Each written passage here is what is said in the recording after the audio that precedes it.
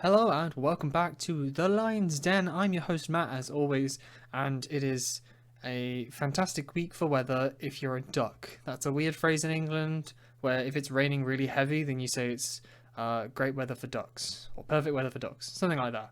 Because there's the common phrase of water off a duck's back for when something is really easy or for when people just aren't bothered by something. So yeah, it's been raining and it's been kind of annoying, the rain, but it's just the way it be because it's England and we always get rain.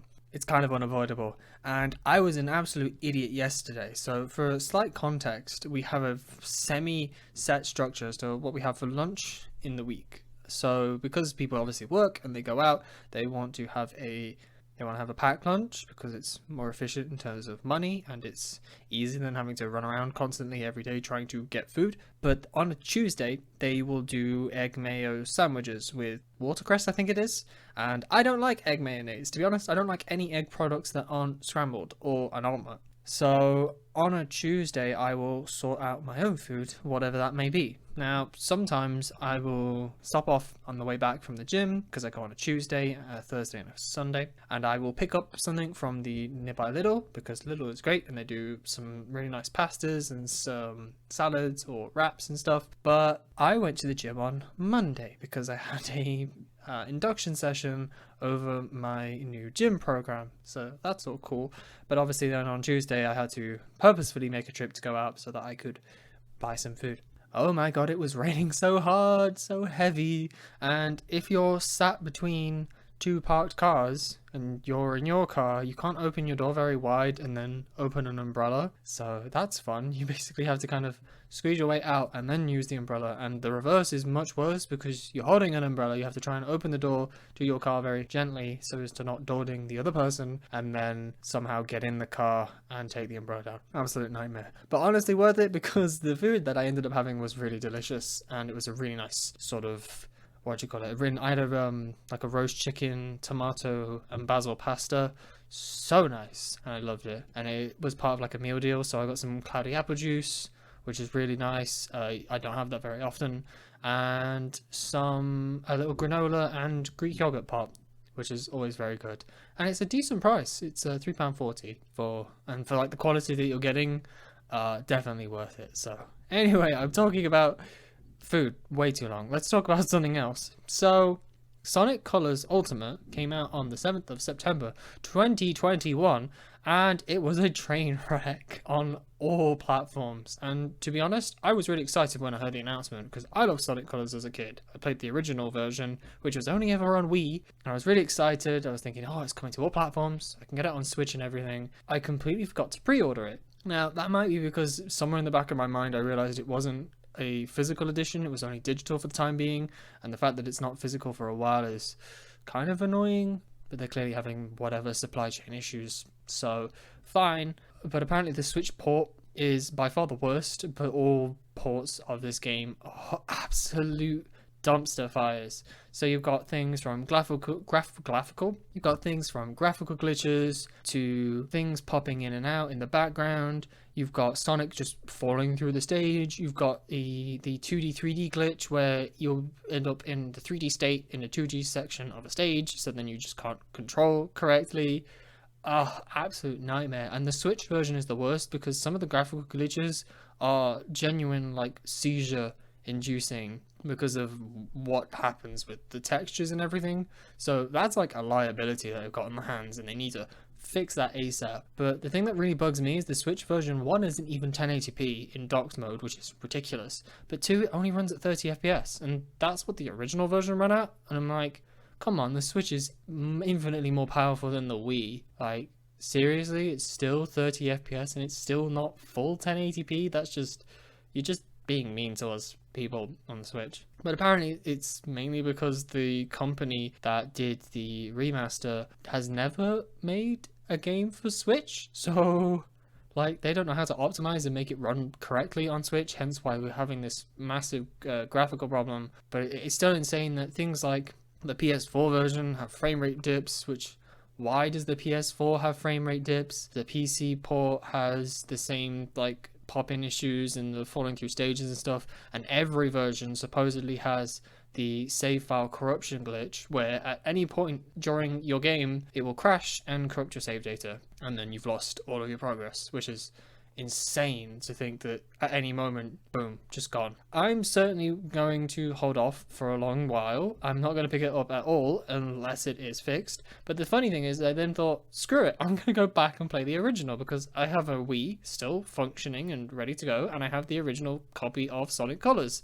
So I've been playing that, and honestly it's so good. It's held up really well and I really enjoy it. And I bought a GameCube controller when I wanted to play Smash Bros that came out a couple years back on my Switch, so I now can play games using a GameCube controller on my Wii, because I have the original Wii that has the ports and the GameCube ability and whatnot, and playing Sonic Colors with a GameCube controller is just so nice. It works so well, and it's because obviously people love the GameCube controller because it is just very good. Yeah, so I'm enjoying that. Music slaps so hard. I've been listening to so many of the tracks from the stages over the past few days.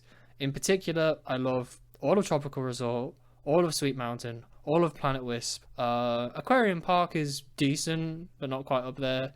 And the Asteroid Coaster. I don't like Starlight Carnival, to be perfectly honest. That's the one to me that seems like very much below the level that everything else is at, but you can't like everything, you know. So if I had to pick my favorite currently, it's either Planet Wisp Act 1, because 1, it's a fantastic track, but 2, it syncs with the game beautifully, or Sweet Mountain Act 2. The way they mess with the rhythms and do things kind of like offbeat and off time, and the way they arrange the parts of the piece, oh, so good, so good. I'm just gushing about music. I'm gonna keep playing that just for fun, just to satiate that need to want to play the game but not being able to play the stupid new version because it's being, yeah. Moving on, now that I've gushed about how cool Sonic Colors is, my cat is so clingy for some reason. She is following me around all over the place. She will sit near me when I'm like eating meals or at my computer and just kind of stare at you like, why aren't you paying attention to me, peasant? I am the queen of this house. I am the cat. You must bow down to me. Which is kind of nice, because then it means you can fuss over the cat, and who doesn't love fussing about cats? I just kind of pick her up and hug her for a little bit and put her down, and then she's just running around my feet saying like, I want attention, and I'm like, you're a cat, deal with it. And half the time you don't want my attention, but when you need my attention and I'm busy, that's when you get upset with me. Hey ho. Slight side tangent, because I'm just talking about small things this week. I haven't really got masses to talk about, but we've got one more thing at the end that I want to talk about. I decided to go through my phone contacts and purge a bunch of them, because I had phone contacts from what Americans call high school, what we call sixth form, or just secondary school. I'm like, why do I even have your phone number? I haven't talked to you since then, which was 7 odd years ago now at this point. So bye. And plus, half of them could have gotten a new phone number in the many years that I haven't spoken to them. So their contact information is probably useless at this point in time. So my phone contact list is now scarily small, but probably accurate to the amount of people I actually need to contact. So that's fine. Right. Very exciting news. What came through the mail today was my certificate for my degree. So I'm now officially a, what would you even call me? A graduate, that's the word. How did I not know the word graduate? So it's very funny because the language they use on it is the most overcomplicated thing that I've ever seen. So like basically you need to say that I graduated on this date, this degree with this class. But there's as many of those like connecting words of the, with, and in the sentence that it just seems overkill. And it sounds like some poncy dude in the like 1700s announcing when a queen enters the room, but it's on my degree certificate, which is absolutely hilarious. But the interesting thing is it came with a breakdown of all of my grades, so I can see every module I did and every grade I got. And the first thing I did was like, what's my lowest grade? Which was a 54, so that's out of 100.